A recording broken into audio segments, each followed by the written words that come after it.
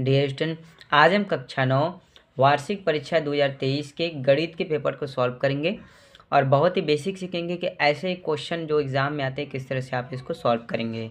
तो यहाँ पे सबसे पहले बहुविकल्पी प्रश्न को देखना है, जो बहुविकल्पी प्रश्न यहाँ पे दे दिया है।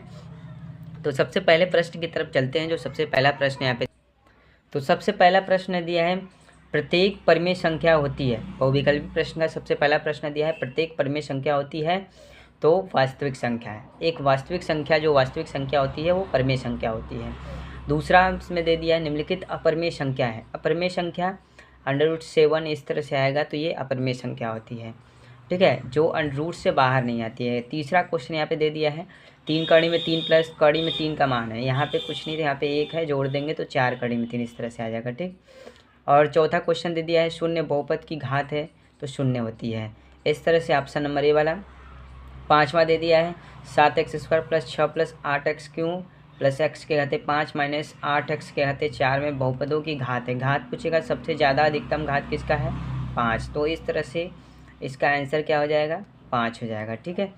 अब इसमें दिया है x² - 5x + 6 के गुणनखंड है। गुणनखंड आप बहुत ही अच्छे से पढ़े होंगे।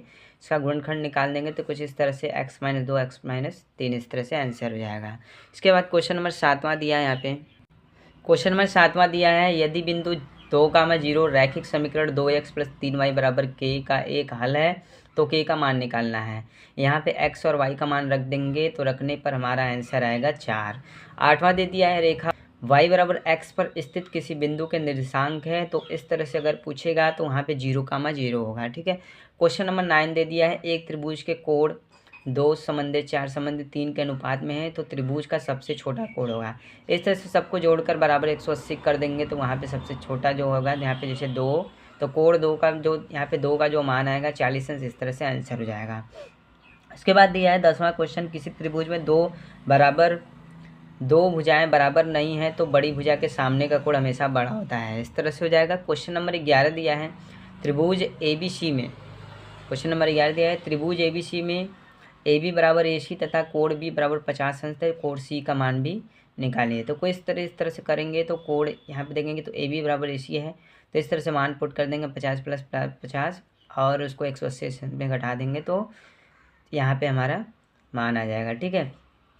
तो कुछ इस तरह से देखेंगे तो इसका ऑप्शन नंबर C हमारा इसका राइट आंसर हो जाएगा। तो 12वां प्रश्न यहाँ पे दे दिया है। क्वेश्चन नंबर 12 जो दे दिया है त्रिभुज PQR में कोण R का मान कोण Q से छोटा है। तो इस तरह से इसको दर्शाना है।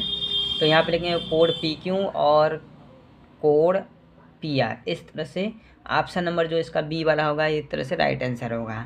क्वेश्चन नंबर 13 यहाँ पे दे दिया है निम्न आकृति में से कोण ABC = 20 अंश है तो कोण AOC का मान निकालना है। तो कोण AOC का मान निकालेंगे यहाँ पे हम, तो कोण AOC का मान देखेंगे तो भी 20 अंश हो जाएगा।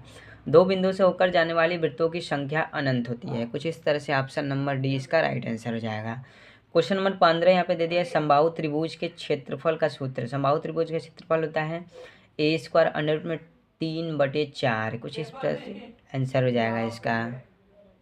तो क्वेश्चन नंबर 16 दे दिया है बेलन के संपूर्ण पृष्ठ का सूत्र है। तो बेलन का संपूर्ण पृष्ठीय क्षेत्रफल बराबर हमने पढ़ा भी दिया है 2πr ब्रैकेट में h + r। कुछ इस तरह से हो जाएगा। तो यहाँ पे दे दिया D व्यास वाले गोले का आयतन है। गोले का व्यास यहाँ पे D बोल रहा है, ठीक है। तो 4/3 πr d3। कुछ इस तरह से इसका option number A right answer हो जाएगा। क्वेश्चन नंबर 18 दिया है। तो प्रश्न नंबर 18 दे दिया है एक घन का आयतन 1331 सेमी क्यूब है तो घन की कोर होगी। तो कुछ इस तरह से इसका जब हम यहाँ पे गुणनखंड कर देंगे तो 11 सेमी इसका राइट आंसर हो जाएगा। तो किसी घटना E की प्रायिकता P नहीं हो सकती है 0। तो कुछ इस तरह से ऑप्शन नंबर D इसका राइट आंसर हो जाएगा। क्वेश्चन नंबर 20 दिया है किसी अभिप्रयोग में P की घटना E की प्रायिकता होती है। तो कुछ इस तरह से ऑप्शन नंबर D वाला इसका राइट आंसर हो जाएगा। क्वेश्चन नंबर 5 दिया है कि नहीं, इसमें से क्वेश्चन नंबर खंड ख में जो खंड ख दिया है इसमें से किन्हीं 5 क्वेश्चन को हल करना है। तो कुछ इस तरह से इसके पेपर हैं, आप कुछ इस तरह से इसको हल कर सकते हैं। और क्वेश्चन नंबर जैसे अब चलेंगे क्वेश्चन नंबर इसमें 2 में चलेंगे जब, तो क्वेश्चन नंबर 2 में दिया है किन्हीं 3 खंडों को हल कीजिए। कुछ इस प्रकार से सवाल दिया गया है। और क्वेश्चन नंबर 3 में दिया है किन्हीं 3 खंडों को हल करना है। तो इनमें से किन्हीं 3 सवालों को आप बहुत ही अच्छी तरह आसान तरीके से सवाल को क्वेश्चन को हल कर सकते हैं। वैसे भी मैंने सारे क्वेश्चन को क्लियर करा दिया है। और क्वेश्चन नंबर अब देखेंगे अगला क्वेश्चन नंबर जो 4 है, क्वेश्चन नंबर 4 में, तो क्वेश्चन नंबर 4 में दिया है कोई सा एक खंड कीजिए। कोई क्वेश्चन को सॉल्व करना है, कुछ इस तरह से दे दिया है। तो क्वेश्चन नंबर 4 में कोई एक खंड करना है। क्वेश्चन नंबर 5 दिया है, क्वेश्चन नंबर 5 में भी कोई एक खंड है। तो पेपर बहुत ही ज़्यादा ईजी है।